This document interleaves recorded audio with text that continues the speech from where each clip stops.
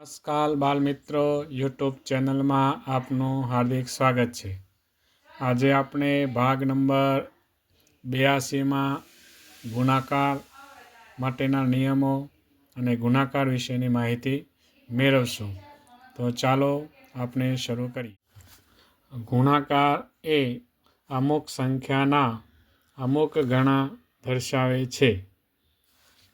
બીજી વાત, ગુણાકાર એ કોઈ સંખ્યાના પુનરાવર્તિત સરવાળાનું ટૂંકું સ્વરૂપ દર્શાવે છે. ગુણાકારની તટસ્થ સંખ્યા 1 છે. ગુણ્ય અને ગુણકના ગુણાકારને ગુણનફળ કહે છે. ગુણાકાર દાખલા ગણતી વખતે આટલી બાબતોનું આપણે ધ્યાન રાખીશું. તો અહીંયા ઉદાહરણ આપેલ છે 30 ગુણ્યા 3. તો 30ને આપણે ગુણ્ય કહીએ છીએ. 3 એટલે ગુણક, જેના વડે આપણે ગુણવાના છે તેને ગુણક કહે છે. અને એનો આવતો જવાબ એને આપણે ગુણનફળ તરીકે ઓળખીએ છીએ.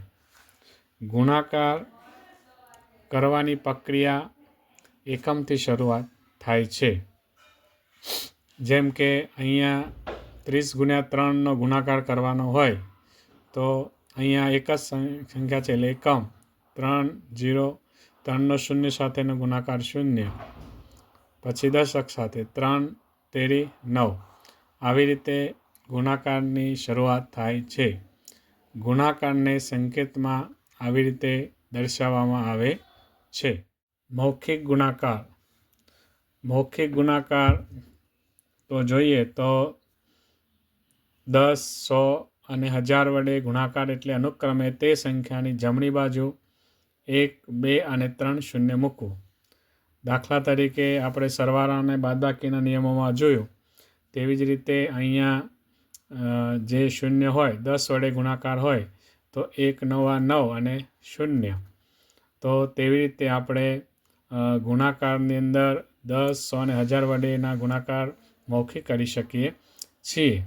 તે સિવાય અહીંયા 2 રકમના ગુણાકાર આપેલા છે. તો આપણે અહીંયા ઉદાહરણ આપેલું જ છે 21 ગુણ્યા 14.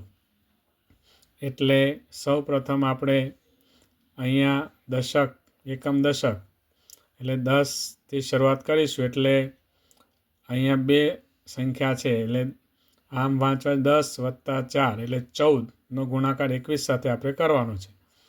તો અહીંયા દશક છે એટલે 0 આવશે.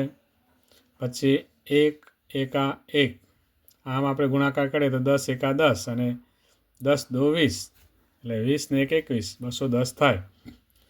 તેવી જ રીતે 4 1 4, 4 દો 8. પછી સરવાળો આપણે કરીશું 0 વત્તા 4, 1 વત્તા 8 એટલે 9, 2 ના 2. 2 સંખ્યાનો ગુણાકાર, 3 અંકનો 2 સંખ્યા સાથે ગુણાકાર. તેવી જ રીતે 3 અંકનો 2 સંખ્યા સાથે ગુણાકારમાં પણ એ જ નિયમ મુજબ એકમ દશક છે એટલે 0 આવશે. અને ડાબી બાજુથી આપણે ગુણાકાર કરશું. અહીંયા એકમની સંખ્યા લેશું 2 5 10 વધી 1 0 એટલે 0નું 0 આવે તો 2 1 ના 1 અહીંયા આવશે. 2 તેરી 6. તેવી જ રીતે 5 5 25 વધી 2, શૂન્યનો કોઈ પણ સંખ્યા સાથેનો ગુણાકાર 0 આવે એટલે જે વધી છે તે આપણે અહીંયા મૂકી દઈશું. ત્યારબાદ 5 તેરી 15. પછી આપણે એનો સરવાળો કરીશું 5 2, 5 ને 1 6, 6 ને 1 7. ત્યારબાદ 4 અંકની સંખ્યાનો 2 અંક સંખ્યા સાથેનો ગુણાકાર. હવે જ્યારે આવી રીતનું હોય તો પણ નિયમ તો એ જ છે. એકમ દશક એટલે અહીંયા 0 મૂકીશું.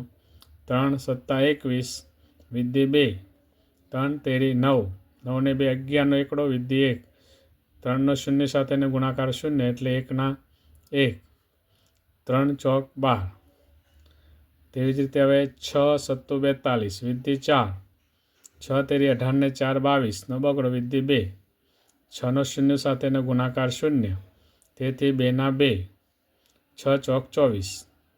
ત્યારબાદ આપણે સરવાળો કરીશું 0 2 2 1 2 3 1 2 3 1 4 5 2 2 4 ને 1. તો આવી રીતે આપણે ગુણાકારના દાખલા ગણીશું.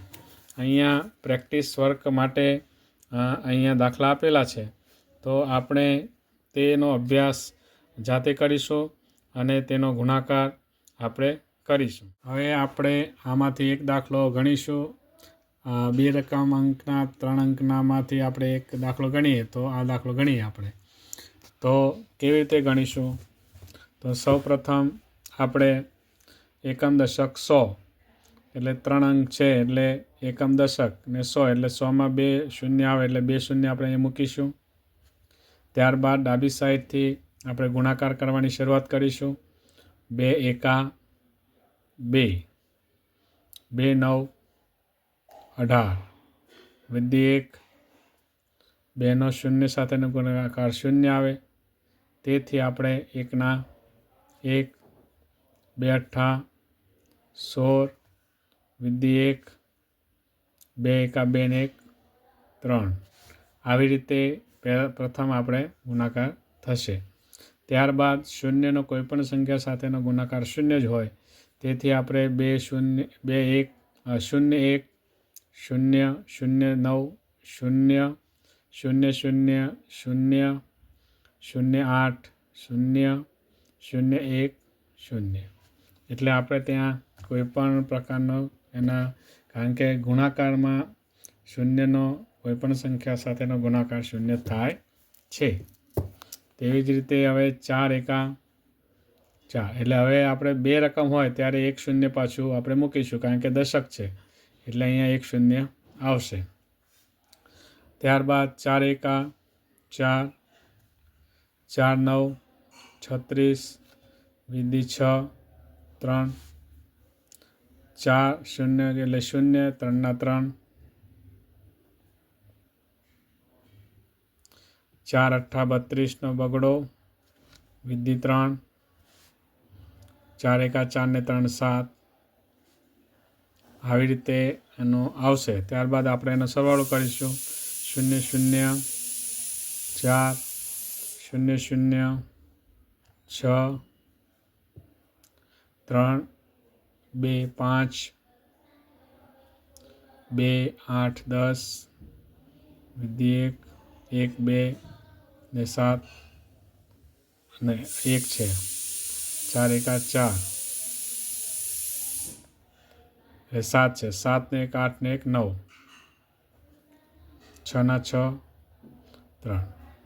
તો આવી રીતે એનો જવાબ આવશે. તો આવી રીતે આપણે ગુણાકારનો દાખલો ગણીશું. તો બાળમિત્રો, આજે આપણે ગુણાકાર અને તે માટેના નિયમો જોયા અને તેનું દાખલાનું સમજણ પણ મેળવી. હવે આપણે આગળના જે દાખલા છે તે આપણે ઘરેથી ગણીશું, અભ્યાસ કરીશું. હવે પછી આપણે ભાગાકારના નિયમો લઈને મળીશું ભાગ નંબર 83માં. નમસ્કાર.